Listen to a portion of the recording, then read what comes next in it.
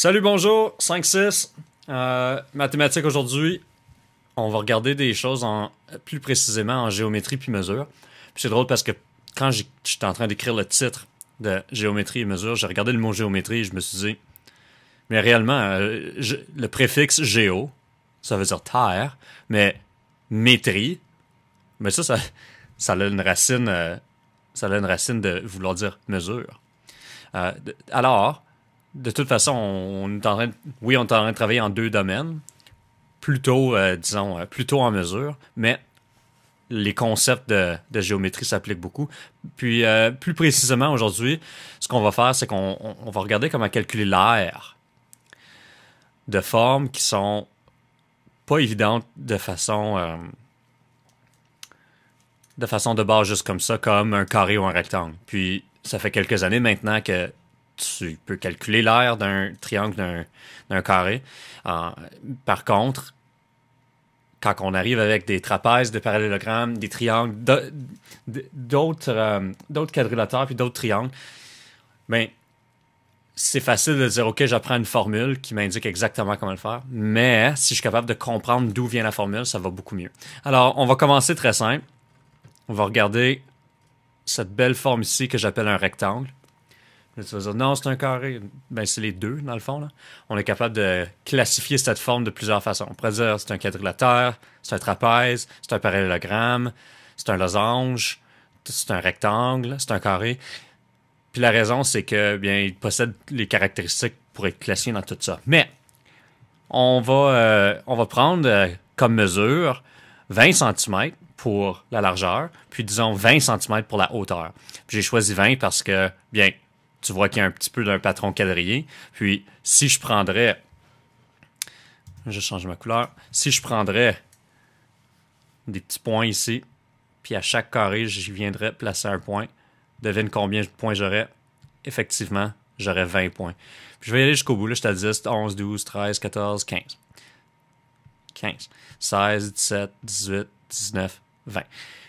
Là, maintenant, il y en a qui vont dire, d'accord, ma prochaine étape va être de compter à la verticale des petits points. Puis là, je vais faire une multiplication du côté vertical fois le côté horizontal. Mais c'est pas vraiment ça qu'on fait. Ce qu'on est en train de faire, c'est qu'on est en train de dire, OK, ici, je viens de créer un groupe de 20. Puis si j'ai un groupe ici de 20, ici j'ai un autre groupe de 20, mais combien de groupes de 20 est-ce que je vais avoir au total? Je vais avoir 20 groupes de 20. Ça veut dire que, pour calculer l'aire, ce que je vais être en train de faire réellement, 20 groupes de 20. Puis là, pour me simplifier la vie, parce que je peux pas faire 20 fois 20 toujours dans ma tête juste facilement, je vais faire 20 fois 2 fois 10. Parce que 20, c'est 2 fois 10. Calcul mental. 20 fois 2, ça me donne 40.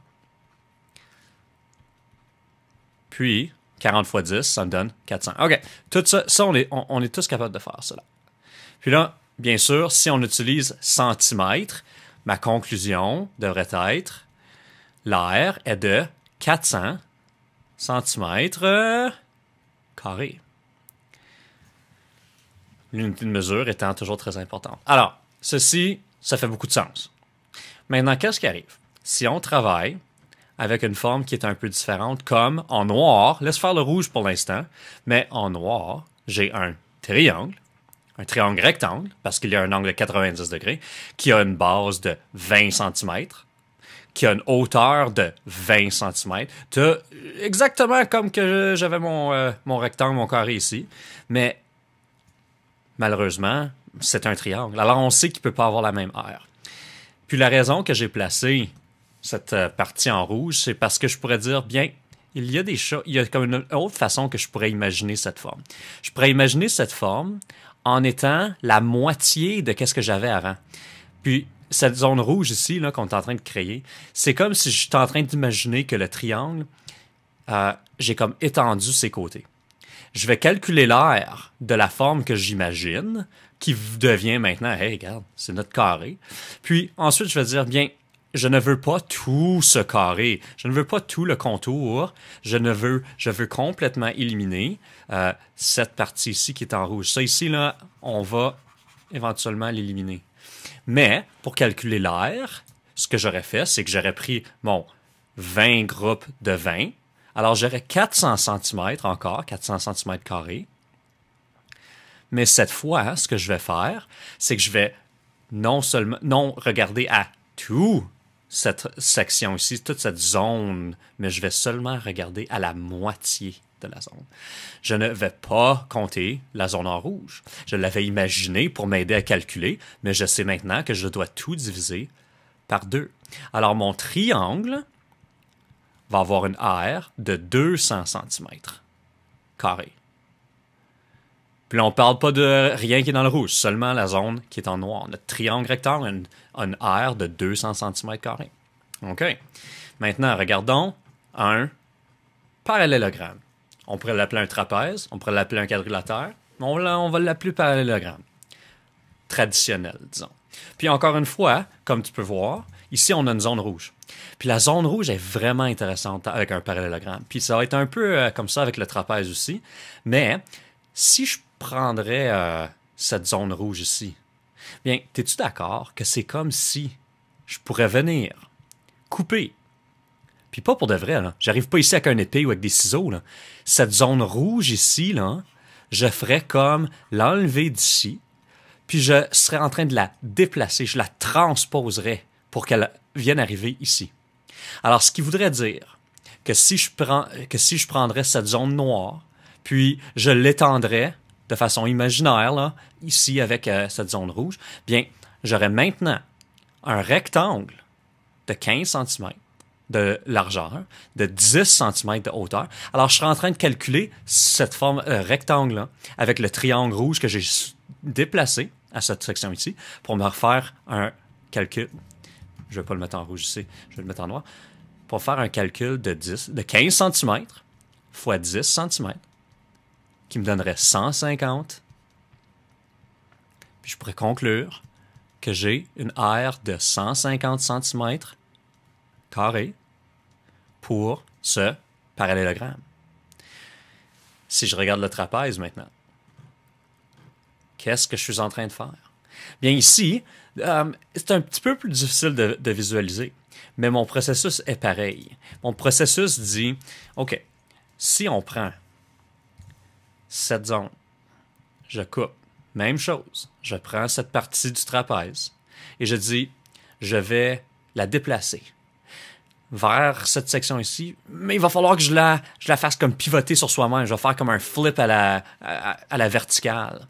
Puis, à l'horizontale, la verticale, je vais la faire une genre de culbute.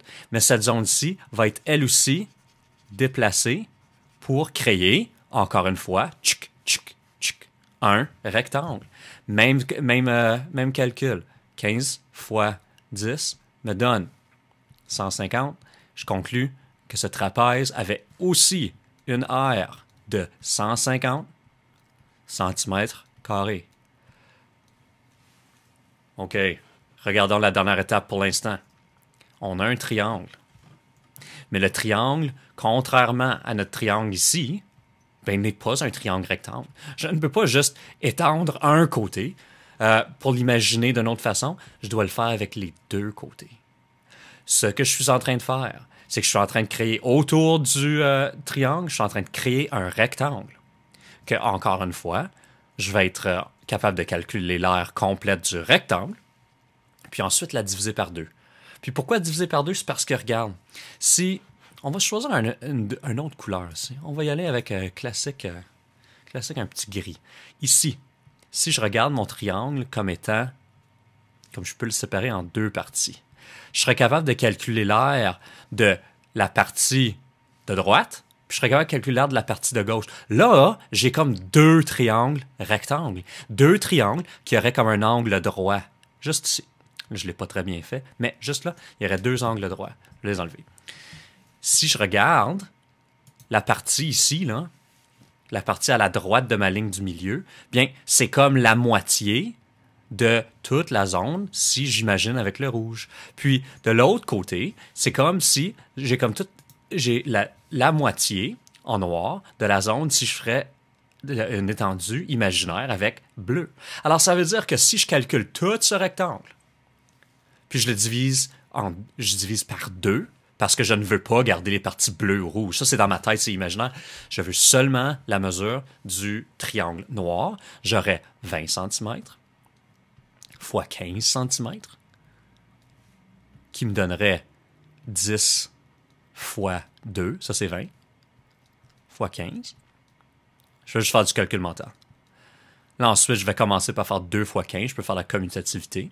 Choisir l'ordre dans mes multiplications. 30, puis qui me donne 300. 300, et je conclus alors que si tout mon rectangle est de 300 cm, l'aire du triangle noir va être la moitié de cela, qui est 150 cm². Alors, en imaginant des différentes façons de voir mes formes géométriques, je suis capable de calculer l'aire et puis d'en garder seulement une partie pour être capable de mesurer l'aire de formes qui sont plus difficiles, qui ont soit une ligne qui est oblique ou qui ne peuvent pas être imaginées de la même façon qu'un rectangle ou d'un carré. On s'en reparle, on va continuer avec de différentes formes, puis on se donne des défis pour pratiquer cela.